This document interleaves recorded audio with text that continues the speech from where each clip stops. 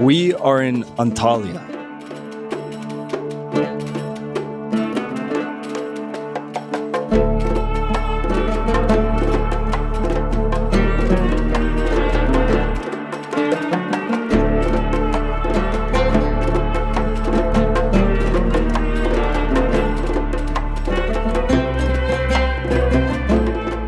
We are here in Antalya, Türkiye. It is absolutely beautiful, as you can see behind me. And this is actually one of the oldest ports in the world. It's been around for about 2,000 years. And if it wasn't for this port, Antalya would not exist. This city has gone through 5 different major historical periods. So you see a lot of different architecture here. Some of the architecture, some of the homes are 200, 300 years old, but some of the major architecture, they've been around for well over 2,000 years. Antalya went through 5 major historical periods leading up until today, modern Antalya, modern Türkiye. It went through the Hellenistic period, it went through the Roman period, the Byzantines, the Seljuks, and the Ottomans. And a lot of the architecture here, some of the biggest structures came from the Roman period. And even for a brief time after the Hellenistic period, which didn't last too long, but gave the city its name. It was named after King Attalus. This port behind me was actually controlled for a good chunk of time by pirates. The city was established because of the simple fact that it was the largest, neutral, safest port anywhere on the Anatolian coast.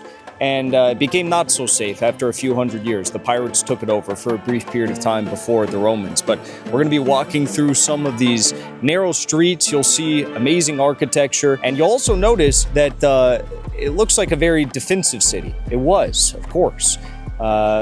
Given that it was the crown jewel of this entire area, a lot of people wanted their hands on it. So these city streets are very narrow. They zigzag back and forth so as to protect the city from any potential invaders. Also, the entire city was protected by a dual wall system. Some of the dual wall remains today, some of it doesn't, but it's really incredible. We caught it here at sunset. We're gonna get some food, check out all the souks, what do you call them? The marketplaces, things like that. And I'll see what it has to offer. This is Old Town Antalya, Kaleiçi.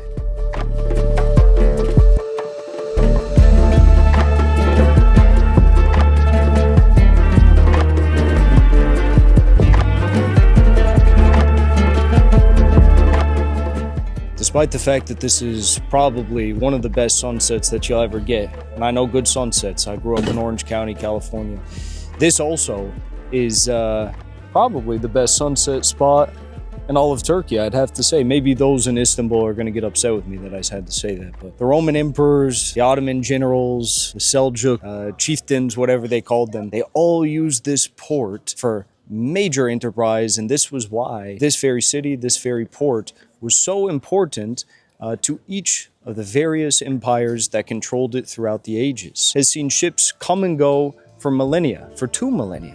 It's one of the oldest ports in the world, and they traveled primarily, of course, throughout these times to Egypt, to Cyprus, to Syria, but also to the wider Mediterranean. It's incredible to be here and think about all the history, all the products, the cargo that's come and go. It's more incredible that some people get to live here each and every day and see these sorts of sunsets and maybe even get a bit used to them. Ayrılmak kar geliyor. Suç bende mi bilmiyorum.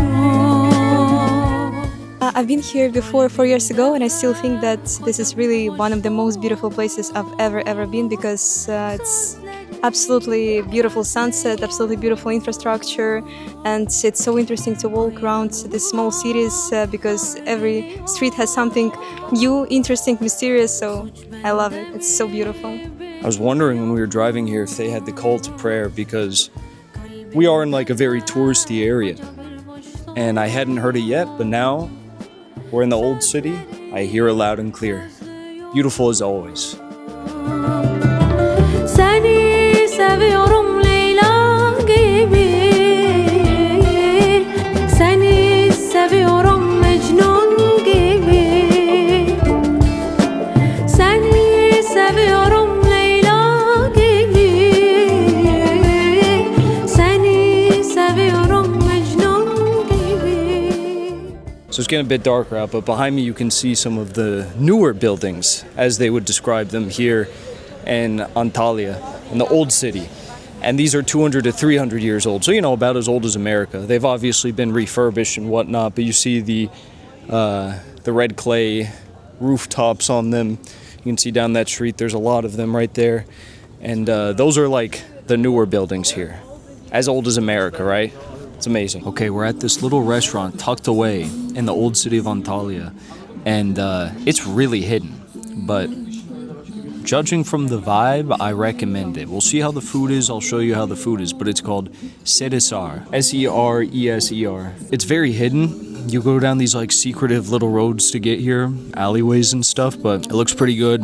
Obviously the fish here is probably impeccable because this is a port town. It is what it's known for, so I think the first item we got was the sea bass ceviche. But we'll see how the food is.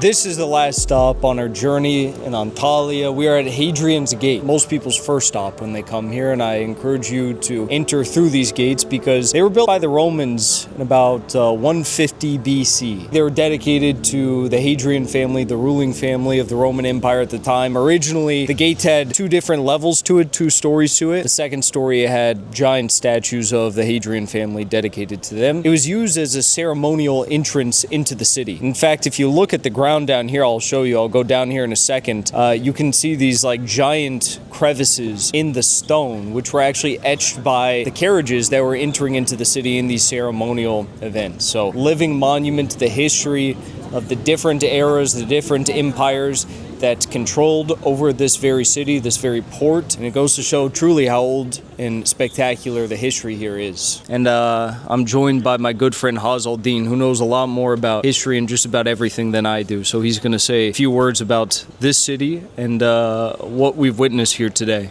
Yeah, so for centuries, Antalya, as a port city, was connected with the Roman world, with the classical world in general. And this gate was built by the Hadrian family in honor of their visit to Antalya during the Romans. But as to the broader significance in terms of illustrating Antalya's geographic and geopolitical significance, when the Seljuks finally took Antalya, that was their way of having access to this expansive maritime trade network that was created for centuries and centuries under the Romans, under the Greeks, and so on and so on. And most importantly, it was their way of trading and interfacing with the Venetian and Genoese merchants without the Byzantines as middlemen and intermediaries. By the time the Seljuks took Antalya, the Turks had long settled and began to invade Anatolia. And the Byzantine Empire was still a strong force in the region. It was still the dominant force. So the conquest of Antalya by the Seljuks was a key breakthrough in the long arc of history, if you can call it, the long story from history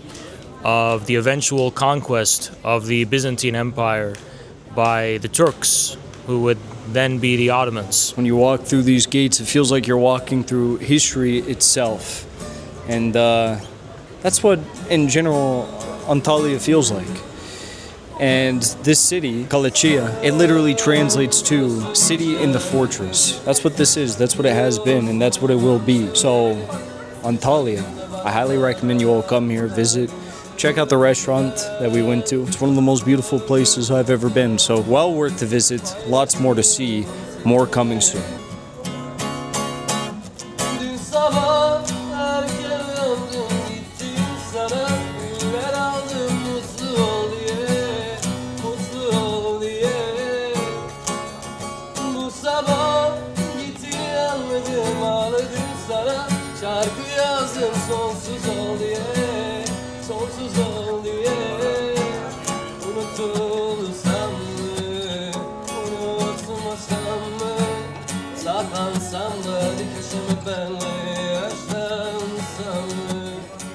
Before you leave, I want to say thank you for the support, because after 2 years of being banned, we are finally back home on YouTube. So be sure to subscribe to our channel and also join as a member on our channel using the link at the top of the description. I rely on the generous support of viewers like yourself to get the truth out to as many people as possible. You can also support the show on Locals or Give Sin Go. The mainstream media and the powers that be are never going to stop attacking us for bringing the truth to as many people as we do.